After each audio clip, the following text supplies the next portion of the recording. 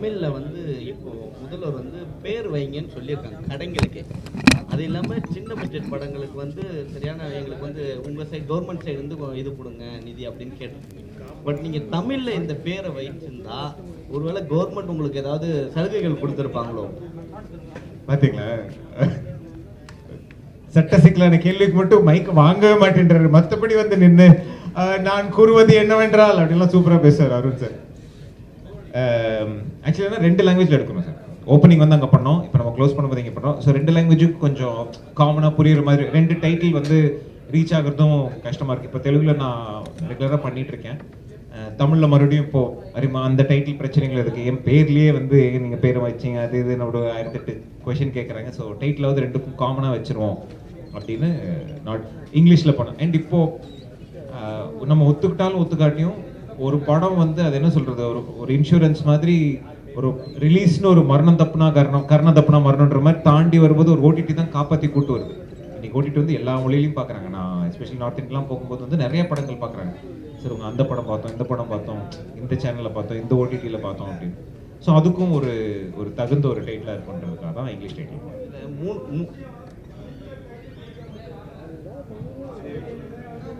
Tamil title மட்டும் வச்சாப்பட்டது இல்லை, தமிழ் பாரம்பரியத்தோடு இருக்கணும், யூ சர்டிஃபிகேட் இருக்கணும். இது நீங்கள் சொல்கிறது பார்த்தா அடல்ட்டு அது இதுன்னு பார்க்குறப்ப வேறு விதமான ஒரு ஹாட்டான மூவியாக இருக்கும் போல தோணுது. ஆனால் தமிழ் பாரம்பரியத்திலே நம்ம ஹாட்டாக இல்லைன்னா எத்தனை பேர் எப்படின்னா வந்திருப்போம். எல்லாமே தமிழுக்கு இருக்கிற ஒரு வீரியம் நம்ம ஆளுங்களுக்கு இல்லாததா நம்ம இத்தனை பாப்புலேஷன் போட்டு எத்தனை பேர் எதிர்த்தாலும் இத்தனை பேர் மறுபடியும் வந்து வரோம்னா தமிழ் வீரியம் ஸ்ட்ராங்காக தான் இருக்கும். சரிங்களா, அதுக்கும் இதுக்கும் இது இல்லை. நான் சொல்ல வரது புரிஞ்சிருக்குன்னு நினைக்கிறேன். ஹாட்டான விஷயம் அஃப்கோர்ஸ் இருக்கும். என்ன சொல்கிறேன்னா இருக்கணும் இல்லைன்னா இத்தனை வருஷம் இருக்க விடுவாங்களா சொல்லுங்க. நம்ம ஊரில் வந்து காலை ஆட்டாமல் படுத்தாலே வந்து போனோம்னு சொல்லி தூக்கி புதைக்கிற ஊர். அதுவும் இண்டஸ்ட்ரி உங்களுக்கு தெரிஞ்சது தான். ஸோ கண்டிப்பாக வந்து ஒரு அட்டென்ஷன் சீக்கிங்கான ஒரு அட்டெம்ப்ட் அண்ட் அதுக்கு தான் போகிறது இல்லைங்களா. நான் ப்ரீவியஸாக இன்ஃபேக்ட் இருட்டரியல் மட்டுக்கு தெலுங்குல நான் தான் நடித்தேன். தமிழோட சூப்பராக ஓடிச்சு. அதுக்கப்புறம் நிறைய டிஃப்ரெண்ட்டான படங்கள் பண்ணுறதுக்கான வாய்ப்பு கிடையாது. ஒரு மார்க்கெட்டை கிரியேட் பண்ணுச்சு. ஸோ அந்த மாதிரி போகிறது அட்லீஸ்ட் திட்டி ஏதாவது என் பேரை ஞாபகம் வச்சுருப்பீங்களா? ஹலோ, இப்போ நீங்கள் மேடையில் சொன்னீங்க, கொஞ்சம் வருத்தப்பட்டீங்க, என் பேர் கூட சரியாக தமிழில் தெரியலன்ட்டு. அதுக்கப்புறம் வந்து மென்ஷன் பண்ணும்போது தனுஷை மென்ஷன் பண்ணீங்க, சரிங்களா. ஆனால் தமிழ் இண்டஸ்ட்ரியிலே வந்து எம்மி ஜாக்சனுக்கு ஹஸ்பண்டாக நடித்த ஒரே ஆள் நீங்கள் தான், சரிங்களா. வேறு யாரும் நடிக்கல. இதெல்லாம் வந்து யாருமே சொல்லவும் இல்லை. ஏன்னா நீங்க இது சொல்லி நீங்க மென்ஷன் பண்ணலாம். நீங்க இதெல்லாம் யோசிக்க மாட்டீங்க. இல்ல நான் இப்போ என்ன சொல்றதுன்னா ஒரு ஆர்டிஸ்ட்டை வச்சு இப்போ நீங்க சொல்ற மாதிரி வந்து பல பேர் இப்போ நான் கோயம்புத்தூர் தான் போனோம்னா வந்து இப்போ அடையாளமா சொல்லும்போது அதை சொல்றாங்க இல்லைங்களா. நான் ஒரு அடையாளமா வந்து வேற ஒரு அடையாளம் நீண்டிப்போ, அதாவது எமி ஜாக்சன் புருஷன்ற அடையாளத்தை தாண்டி ஒரு அடையாளம் தேடுறதுனால சொல்றது இல்லை. இல்லைன்னா சொல்றதுக்கு என்ன இருக்குது, அவங்க இன்னைக்கு பெரிய ஸ்டாரா இருக்காங்க, கூட நடிச்சிருக்காங்க, அதுல ஒன்றும் தப்பு இல்லை. டேரக்டர் சொல்லும்போது இங்கே சொல்லும்போது 3 ஹீரோயினை லவ் பண்ணுன்னு சொன்னாங்க. ஒரு ஹீரோயின் லவ் பண்ணுறது குதிரை கொம்பு, அதுக்குள்ள 2 லெஜெண்ட் உட்காந்துருக்காங்க உங்க பின்னாடி சைடில். எப்படி லவ் பண்ணீங்க சார்? அந்த கதையை தான் சார், கஷ்டத்தை தான் சார் படமா எடுத்திருக்கோம். ஒரு பிரஸ் மீட்டுக்கே வந்து திரட்டி கூட்டிட்டு வர்றதுக்கு எவ்வளவு பெரிய ஒரு பஞ்சாயத்து என்னன்னு பார்த்துருக்கீங்களா? நாங்க படத்தையே முடிச்சிருக்கோம், இப்பதான் இன்னைக்கு தான் இஷ்டப்பா அப்படின்ற மாதிரி. ஆக்சுவலி என்னன்னா ஜென்ரலாவே வந்து நம்ம ஊர்ல வந்து ஒரு ஜோக் ஜென்ரலா பத்திரிகையிலையும் பாத்தீங்கன்னா பிட் ஜோக் வந்திருக்கும். நிறைய கல்ச்சர்ல இல்லாதது நம்ம ஊர்ல இருக்கு. எல்லாம் இப்போ ரோட்ல ஜோக் போட்டிருக்கோம், பேசும்போது வந்து ஒரு ஹியூமர் போயிட்டே இருக்கும். நம்ம பேச்சுவாக்கிலேயே வந்து வடிவேல் சாரும் கவுண்டமணி சாரனுடைய நிறைய வந்து வட்டார மொழிகள் யூஸ் பண்ணுறதாகட்டும் இருக்கும் இல்லைங்களா. ஸோ அது நம்ம கல்ச்சர்லேயே இருக்கிற ஒரு விஷயம். அதே மாதிரி சில இப்போ நான் +1 +2 படிக்கும்போது வந்து எங்கள் டியூஷன் பிள்ளைங்களாம் அந்த பெரிய கிளாஸ் ஆனாங்க. ஏன்னா அவங்க தான் ஜோக் சொல்லுவாங்க. ஜோக் சொல்கிறவன்ட்ட தான் வந்து ஸோ அதுவும் ஒரு கலாச்சாரத்தில் எப்படி ஒரு ஃப்ளர்ட்டிங்கும் சில விஷயங்கள் இருந்ததோ அந்த மாதிரி சைட் அடிக்கிறதோ இந்த விஷயங்களும் இருந்திருக்கு, சரிங்களா. அதை நம்ம ரொம்ப மூடி மறைக்காமல் எவ்வளோ தூரம் நான் சூக்காக சொல்கிறோம், அதாவது அந்த வல்கேரிட்டிக்கும், அதாவது ரொம்ப முக சுளிக்கிற மாதிரி போகிறதுக்கும் என்ஜாய் பண்ணுறதுக்கு ஒரு சின்ன நூல் இருக்கு இல்லைங்களா. அந்த நூல் பிடிச்சி போகிறது தான் படம். அது பிடிச்சி பண்ணியிருக்குன்னு ஒரு நம்பிக்கை இருக்குது சார். ஹீரோ சார் அது மாதிரி ஒரு பீரியட் வந்து சிவாஜி தொடங்கி டிஆர் வரைக்கும் தஞ்சாவூர், அதுக்கப்புறம் மதுரை பாரதிராஜா, அப்புறம் கோயம்புத்தூர் பயங்கரமாக குழைச்சிச்சு. இப்போ மெட்ராஸ் இந்த டயத்தில் கோயம்புத்தூர்காரரா நீங்கள் ஜெயிக்கிறதுக்கு என்னெல்லாம் எஃபர்ட் போட்டுருக்கீங்க? சார், மனதில் நம்பிக்கை, நேர்மை, நாணயம், இதை தவிர வேற எதுவுமே போடுறதுக்கு இல்லைன்னு வச்சுக்கலாம். நான் ஆக்சுவலி நான் இங்கேயும் படித்தேன். நான் இங்கே சாண்டா ரோடில் தான் படிச்சுட்டு இருந்தேன். எம்சிசி தாம்பரத்தில் தான் படித்தேன். இன்ஃபேக்ட் எல்வி பிரசாத் ரோடை தாண்டி போனால் எல்வி பிரசாத் ஃபிலிம் இன்ஸ்டியூட் இருக்குது. அந்த இன்ஸ்டியூட்டில் மட்டுமே ஒரு 35 ஷார்ட் ஃபிலிம் நான் நடிச்சிருக்கேன்.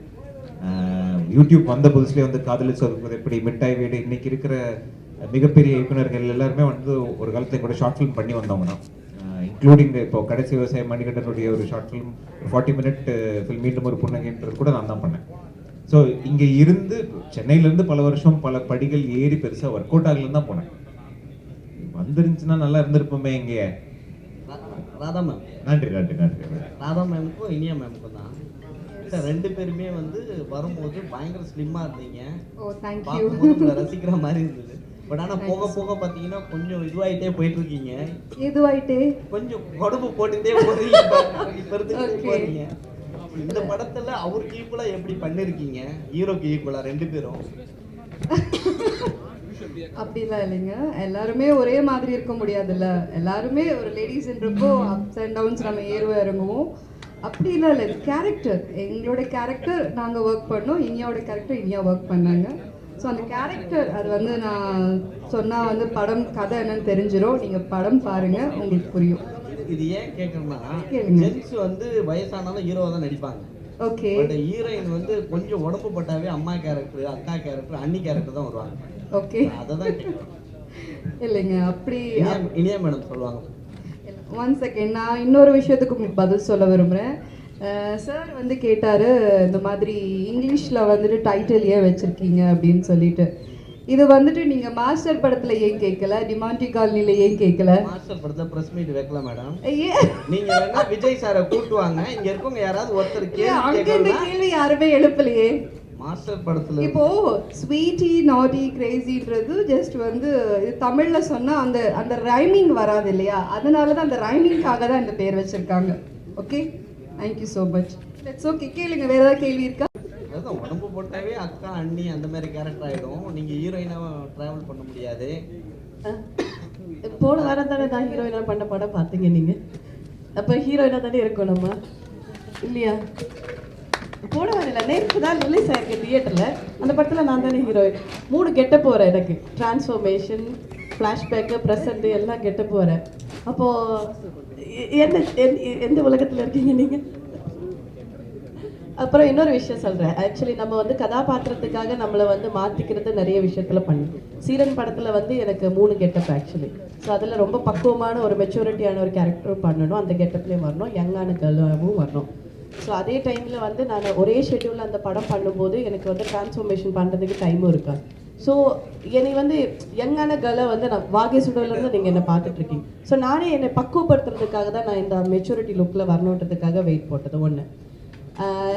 ரெண்டாவது விஷயம் என்னென்னா, சமீபத்தில் எனக்கு வந்து ஒரு நீ இன்ஜுரி அண்ட் ஷோல்டர் இன்ஜுரி வந்துருச்சு. அதனால வந்து ஒரு லேசர் சர்ஜரி தேவைப்பட்டுச்சுது. அதுக்கப்புறம் நான் என்னோட டான்ஸ் ப்ராக்டிஸோ இல்லை எக்ஸசைஸோ எதுவுமே பண்ண முடியாமல் ஒரு சூழ்நிலை.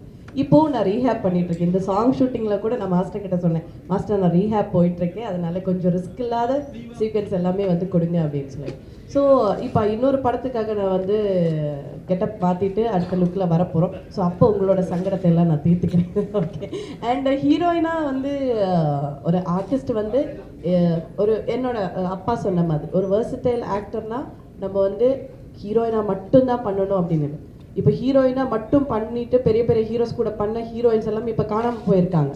ஆனால் எங்களை மாதிரி ஆர்டிஸ்ட் எல்லாம் வந்து இன்னும் நாங்கள் சஸ்டெயின் பண்ணிகிட்ருக்கோம் சினிமாவில். உங்களை வந்து நீங்கள் எங்களை விரைவில் பார்த்துட்ருக்கீங்க, சினிமாவில் பார்த்துட்ருக்கீங்க. ஸோ அந்த சஸ்டெயினபிலிட்டியாக இருக்கிறதுக்கு நம்ம எல்லா கேரக்டரும் எடுத்து பண்ணணும். அப்போ தான் ஒரு நல்ல நடிகையாக இருக்க முடியும். ஹீரோயினை விட ஒரு நல்ல நடிகையாக இருக்கணும் அப்படின்றது நான் ஃபீல் பண்ணுறேன். நான் அந்த மாதிரி தான் நல்ல கதைகள் தேர்ந்தெடுத்து பண்ணிகிட்ருக்கோம். அண்ட் எந்த டேரக்டர் எந்த கதாபாத்திரம் கொடுத்தாலும் அந்த கேரக்டருக்கு மோல்டு பண்ணி டிஃப்ரெண்ட் லுக்கில், பாடி லாங்குவேஜில், கெட்டப்பில் வர்றதுக்கு நான் கண்டிப்பாக என்னோட ஹோம்ஒர்க் பண்ணிவிடுவேன்.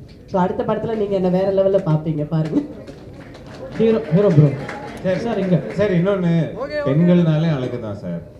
என்ன கலரு, ஹைட் எதுவாக இருந்தாலும் அப்படின்னு ரொம்ப முற்போக்காக யோசிக்கும் ஒரு டீம்ன்றதுனால நாங்கள் ஒரு 3 heroine 3 getup and range and age குரூப்ல வந்து பிடிச்சிட்டு வந்திருக்கோம்னு சொல்லுவாங்க. அவ்வளவுதான். நீங்க தப்பா பாக்குறீங்களே நண்பா.